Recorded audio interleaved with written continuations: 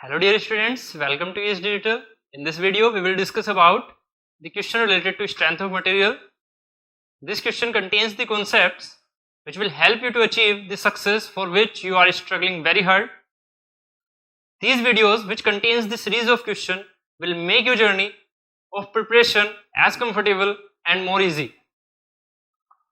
इस particular video में हम बात करने वाले हैं स्ट्रेस स्ट्रेन कर्व से रिलेटेड फर्दर क्वेश्चंस पर। पर्टिकुलर एक लास्ट वीडियो में प्रीवियस वीडियो में हमने देखा था कि स्ट्रेस स्ट्रेन कर्व पर क्या क्या पॉइंट्स रहते हैं। ठीक है, तो आप प्लीज पहले वो वीडियो विजिट कर लीजिए जिससे कि आपको ये समझ में आ जाएगा कि जो हमने इलास्टिक पॉइंट जो हमारे पास प्रोपोर्शन लिमिट होती है, अल्टीमेट पॉइंट होते हैं, ठीक है, ब्रेकिंग पॉइंट होता है, यील्डिंग पॉइंट होता है, अपर एंड लोअर, ठीक है, यील्डिंग रीजन होता है, तो उसके बारे में सबके बारे में हमने बात कर ली है। ठीक है, आज हम कुछ स्ट्रेस स्ट्रेन कर्व में जो एक्स्ट्रा चीजें हैं जैसे कि इलास्टिसिटी कैसे देखी जाती है स्ट्रेस स्ट्रेन कर्व में, प्लास्टिक रीजन कहाँ पर होता है, स्ट्रेन जो होती है बेसिकली हमारे पास जो जिसे हम बोल देते हैं कि resilience, proof resilience, toughness, models of toughness, इनसे रिलेटेड क्वेश्चन हम किस तरह से डील कर पाएंगे। ठीक है, तो हम उन सारी चीजों को इस पर्टिकुलर वीडियो में देखने वाले हैं, इस तरह के रिलेटेड क्वेश्चंस। तो यही इसी कॉन्सेप्ट से रिलेटेड क्वेश्चन आपको मिलने वाले हैं वेरियस पीएसयूज में, गेट में, ईएससी में। ठीक है, ये क्वेश्चंस इसी कॉन्सेप्ट से क्वेश्चन आपको डायरेक्टली मिलने वाले हैं। तो इन क्वेश्चन के कॉन्सेप्ट्स को समझिए और अपनी जर्नी को, प्रिपरेशन की जर्नी को स्मार्टली अचीव करके सक्सेस को स्मार्टली अचीव कीजिए। ओके, सो क्वेश्चन पर चलते हैं। क्वेश्चन है the stress strain diagram for two materials A and B is shown below. Okay, figure आपके पास दिया हुआ है। The following statements are made based on this diagram. Material A is more brittle than material B. The ultimate strength of material B is more than that of A. Okay, so हमें बताना है कि दोनों ही statement सही हैं या एक सही है एक गलत है, ठीक है, या फिर दोनों ही गलत है। ठीक है, इस तरह से हमने ये क्वेश्चन को डील करना है। ठीक है, तो यहाँ पर मटेरियल ए ऊपर वाला दिया हुआ है, मटेरियल बी नीचे वाला दिया हुआ है। तो इसी तरह देखिएगा क्वेश्चन में फिगर दिया हुआ है, फिगर दिया हुआ है कि यहाँ पर बेसिकली ये फिगर है वो, और यहाँ पर एक इस तरह से एक फिगर है और एक जा रहा है ऐसे। ठीक है, इसे बोला हुआ है मटेरियल ए, इसे बोला हुआ है मटेरियल ए। ठीक है, इसे बोला हुआ है मटेरियल ए और इसे बोला है मटेरियल बी। ठीक है, स्ट्रेस एंड स्ट्रेन कर्व में। ठीक है, तो सबसे पहले तो हमें ये समझना होगा स्ट्रेस स्ट्रेन कर्व में कि बेसिक पॉइंट्स क्या थे। मैं एक बार रिकॉल कर देता हूँ उन बेसिक पॉइंट्स को। ठीक है, और इलास्टिसिटी और प्लास्टिसिटी, साथ ही उस पूरे स्ट्रेस स्ट्रेन कर्व को हम यहाँ पर थोड़ा सा और डील करेंगे अब आगे। ठीक है, ऐसे कुछ होता है ये कर्व। ठीक है, यहाँ पर जो ये वाला रीजन होता है इसे हम परफेक्टली प्लास्टिक रीजन बोलते हैं, परफेक्टली प्लास्टिक रीजन। ठीक है, रियल में वैसे इसमें आपको स्ट्रेस आपको घटती हुई नजर आएंगी, बट एक आइडियल कंडीशन में हम ऐसे मान लेते हैं कि परफेक्टली प्लास्टिक रीजन है। ठीक है, इसे हम पर्टिकुलर क्या मान लेते हैं, यील्डिंग रीजन। इसे हम दूसरा नाम क्या लेते हैं, यील्डिंग रीजन। साथ में आपको याद होगा मैंने एक नाम और दिया था, स्ट्रेचर्स स्ट्रेन। ठीक है, तो वो सारी चीजें यहीं पर आती हैं। साथ में ये था अपर यील्ड पॉइंट, इसे हमने बोला था अपर यील्ड पॉइंट, ये था लोअर यील्ड पॉइंट। ठीक है, और यहाँ पर एक पॉइंट था इलास्टिक लिमिट, एक था प्रोपोर्शनल लिमिट, जहां तक ये कर्व जा रहा होता है। यहाँ पर ये था प्रोपोर्शनल लिमिट, पीएल मतलब प्लास्टिक नहीं, प्रोपोर्शनल लिमिट। और यहाँ से इस प्रोपोर्शनल लिमिट से जो ये वाली लाइन थी, ये क्या थी, ये लीनियर लाइन थी, इसे हमने बोला था लीनियर फॉर्मेशन। ठीक है, और यहीं पर हमारा हुक्स लॉ वैलिड था जिसे हमने बोला था sigma equal to E epsilon. Hooke's law हमारा जो लीनियर फॉर्मेशन में sigma equal to E epsilon है वो यहाँ तक वैलिड है बस। इलास्टिक लिमिट में वो कर्व आ जाता है, ये कर्व चल रहा है और आगे भी कर्व है। ठीक है, इसे हमने बोला था स्ट्रेन हार्डनिंग रीजन, ये हमारा स्ट्रेन हार्डनिंग रीजन। और यहाँ से यहाँ, और इस पॉइंट को हमने बोला था अल्टीमेट टेंसाइल स्ट्रेंथ।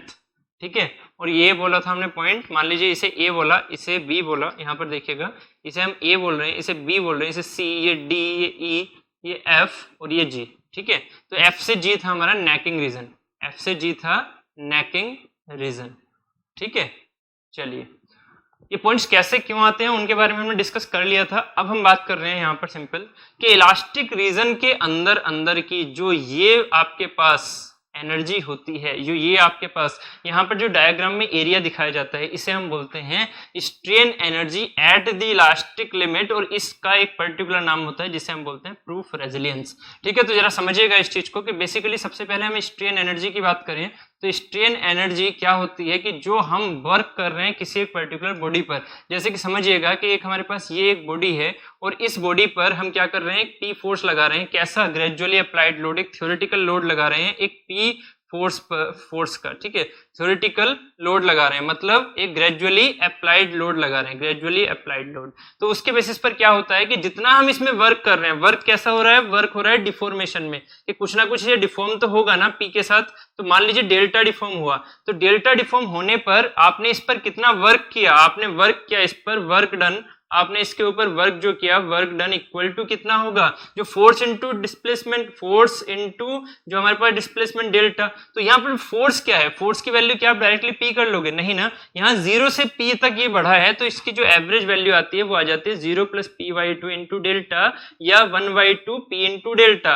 और इसी एनर्जी को जो हमने वर्क डन की फॉर्म में इसमें एनर्जी को यहाँ पर देखिए, एक स्टेबल फॉर्म थी इसकी क्या थी, एक स्टेबल फॉर्म थी, ये स्टेबल फॉर्म थी इसकी 1, ठीक है। अब ये जो दूसरी फॉर्म पर गया है जहां पर पी फोर्स लगा हुआ है और फाइनली यहां पर वो पी फोर्स हमेशा लगा रहेगा, तो वो भी इसकी दूसरी स्टेबल फॉर्म है, वो इसकी स्टेबल 2 फॉर्म है। बट ये स्टेबल 2 फॉर्म तब वैलिड है जब उस पर पी फोर्स लगा हुआ है। अगर मैं पी फोर्स हटा लेता हूं किसी टाइम पर तो क्या होगा, ये अनस्टेबल हो जाएगी और अपनी पुरानी अवस्था पर फिर से वापस जाएगी। तो इसका मतलब क्या होगा कि ये जो सेकंड स्टेबल फॉर्म है इसमें कुछ ना कुछ आपने एनर्जी ऐड की है, और ये जो आपने एनर्जी ऐड की है ये किसकी फॉर्म में की है, ये वर्क डन की फॉर्म में की है। तो एनर्जी जो ऐड की है उसी एनर्जी को हम क्या बोल देते हैं, स्ट्रेन एनर्जी, मतलब जिसमें डिफॉर्मेशन की वजह से जो एनर्जी आपने ऐड की उसे हम बोल देते हैं स्ट्रेन एनर्जी। और इसी स्ट्रेन एनर्जी को अगर मैं आपसे कहता हूं 1/2 p इंटू डेल्टा, तो p और डेल्टा के कर्व पर, ये मैंने आपको याद होगा कि ये मैंने आपको सिग्मा और एप्सिलॉन कर्व बताया था,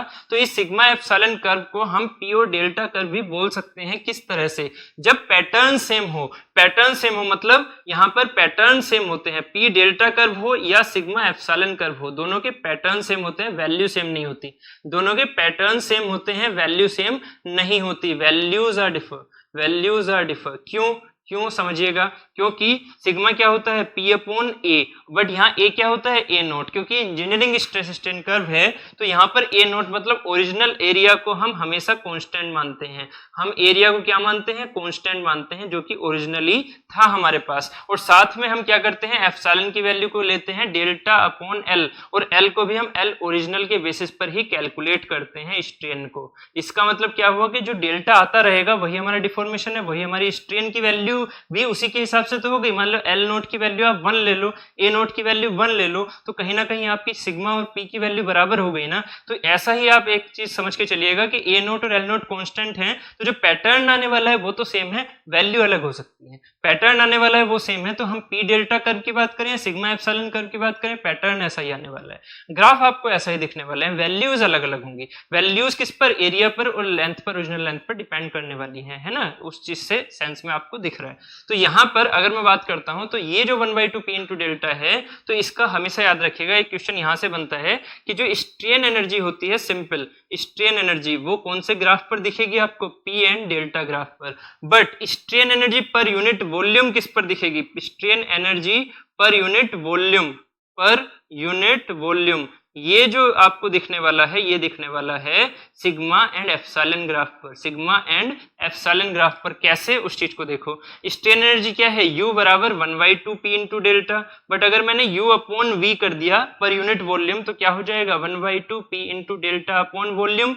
मैंने वॉल्यूम को तोड़ा किस तरह से, P/A करके और डेल्टा/L करके, ये वॉल्यूम ही तो है, बट P/A को हम क्या लिख सकते हैं, सिग्मा, एंड डेल्टा/L को लिख सकते हैं एप्सिलॉन। तो अब यहाँ पर जो U/V है उसमें जो एरिया आएगा, ठीक है, इस एरिया को हम किस पर रिप्रेजेंट करेंगे, सिग्मा एप्सिलॉन। क्यों मैं ऐसा कह रहा हूँ रिप्रेजेंट करेंगे, क्योंकि आपको पता है कि ये लीनियर है, तो ये एक लाइन बनी, ये पर्टिकुलर मैंने यहाँ से एक लाइन खींची हुई, ये लाइन खींची हुई, ये मेरे पास ऑर्डिनेट है, ये मेरे पास एब्सिस है, एक तरह से परपेंडिकुलर ये हो गया, बेस ये हो गया, हाइपोटेनस ये हो गया, इसका मतलब ये बन गया एक ट्राइंगल। और ट्राइंगल का एरिया क्या होता है, 1/2 बेस इंटू हाइट, ठीक है। तो 1/2 बेस इंटू हाइट, ये सिग्मा एप्सिलॉन कर्व में, ये P और डेल्टा कर्व में। बस आपने जब बात की स्ट्रेन एनर्जी पर यूनिट वॉल्यूम, तो यहाँ पर एक वर्ड होता है क्या, मॉडुलस।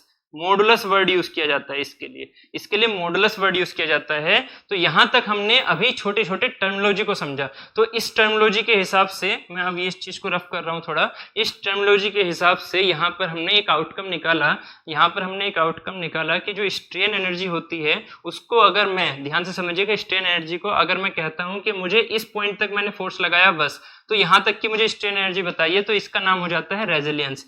ऐसे जो ये वाली जो स्ट्रेन एनर्जी होती है इसको हम बोलते हैं रेजिलियंस। रेजिलियंस क्या होता है? Within the elastic limit, within the elastic limit जो भी स्ट्रेन एनर्जी है विदिन द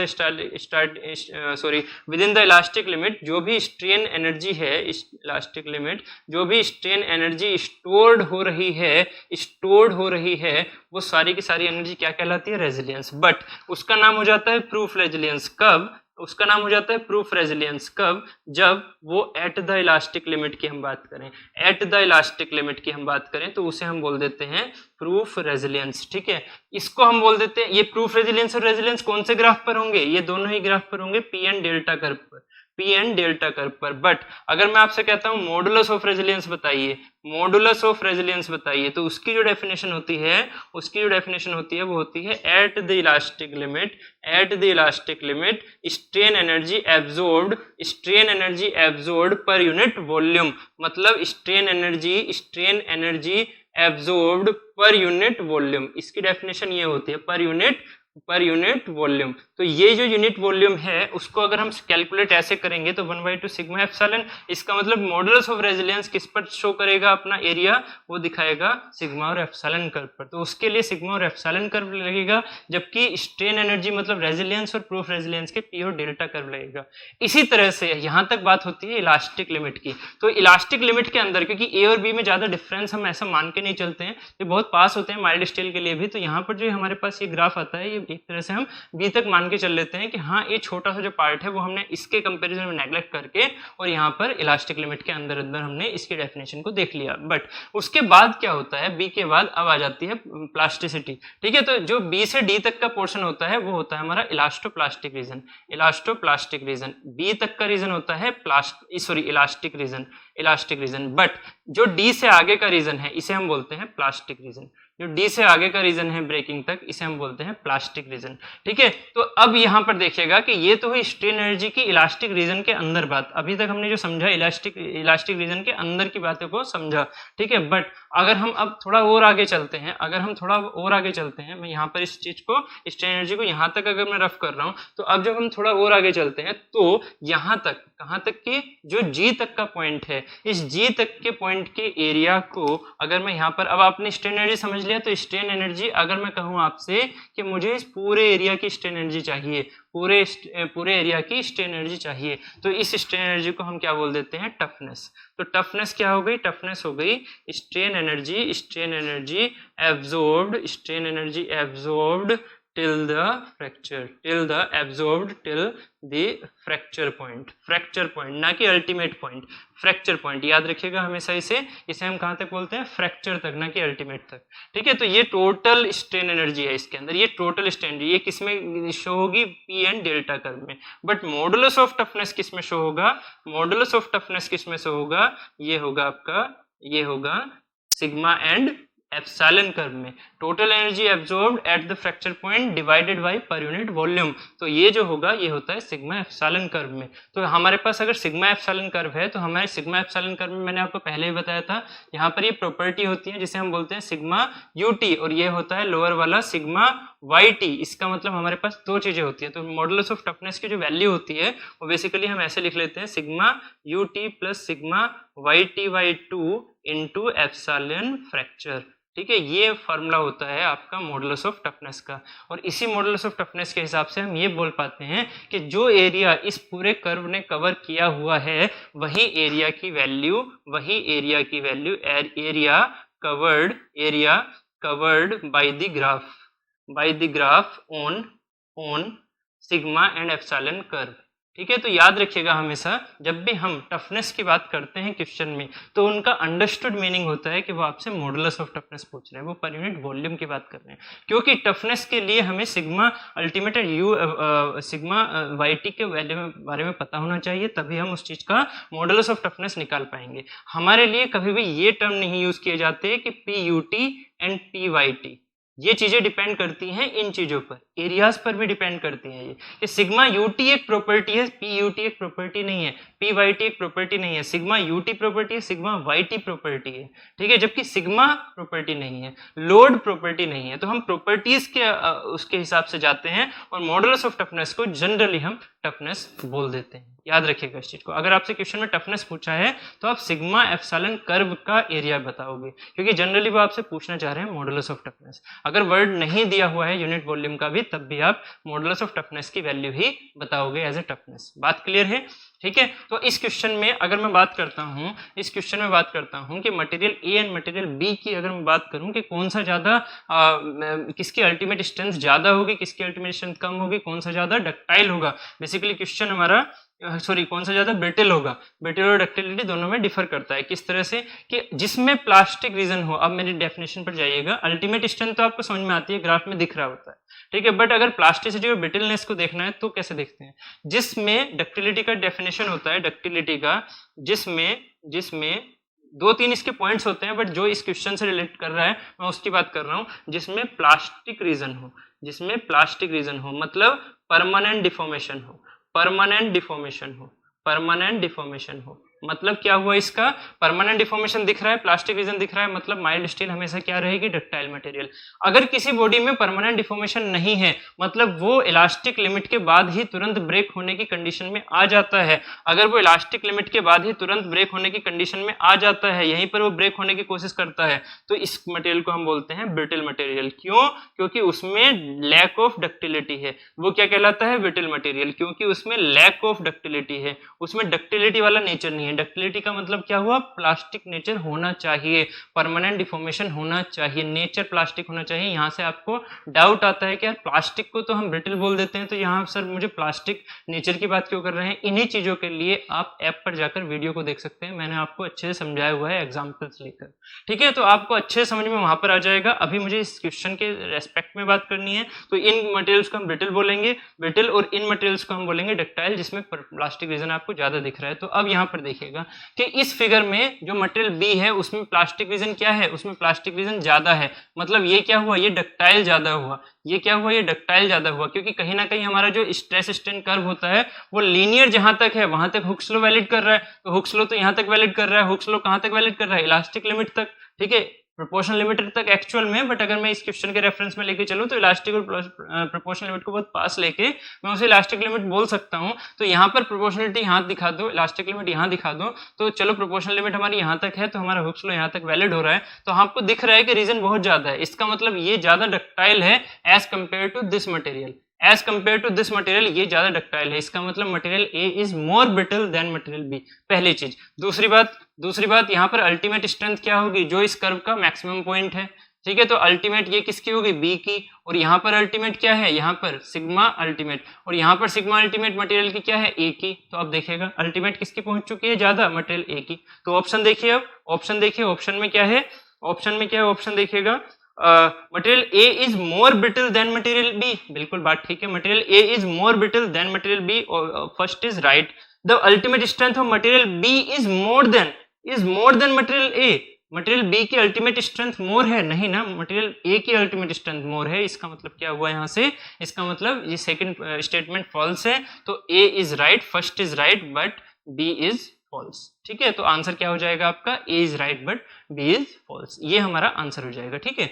ऐसे ही क्वेश्चंस को अगर आपको और अच्छे से जानकारी चाहिए क्या कि डक्टिलिटी किसकी ज्यादा होती है, कार्बन परसेंटेज बढ़ाने पर किसमें ज्यादा कार्बन परसेंटेज बढ़ाने पर किसकी ज़्यादा डक्टिलिटी कम होती है या हार्डनेस बढ़ती है या फिर वेल्डेबिलिटी बढ़ती है, क्या होता है उसके बारे में आपको अगर अच्छे से समझना है कि अगर कार्बन परसेंटेज बढ़ाते हैं तो जो हमारे पास लो कार्बन स्टील होती है, हाई कार्बन स्टील होती है, मीडियम कार्बन स्टील होती है, उसमें किसकी डक्टिलिटी ज़्यादा है और किसमें ब्रिटलनेस ज़्यादा है, किसमें इलास्टिक कांस्टेंट की वैल्यू पर क्या इफेक्ट पड़ता है, ठीक है, कार्बन परसेंटेज बढ़ाने पर, या कास्ट आयरन और माइल्ड स्टील में क्या डिफरेंस होता है, एल्यूमिनियम से किस तरह से वो डिफर करते हैं, वो सारी चीज़ें जानने के लिए आप ऐप पर जाकर वीडियोस देख लीजिए। वीडियोस में आपको मैंने अच्छे से समझाया हुआ है, वहां से आपको क्लियर हो जाएगा, ठीक है। आप ऐप पर वीडियो देख सकते हैं, ठीक है। तो लिंक डिस्क्रिप्शन बॉक्स में है, ठीक है। बाकी इससे रिलेटेड कोई भी क्वेरी हो, आपको कोई भी क्वेश्चन हो, स्ट्रेस कर्व में जो हम स्ट्रेन एनर्जीज की बात करते हैं या टफनेस या रेजिलियंस की बात करते हैं, उनसे रिलेटेड आपको कोई भी क्वेश्चन हो, कोई भी क्वेरी हो, कमेंट बॉक्स में लिखिएगा,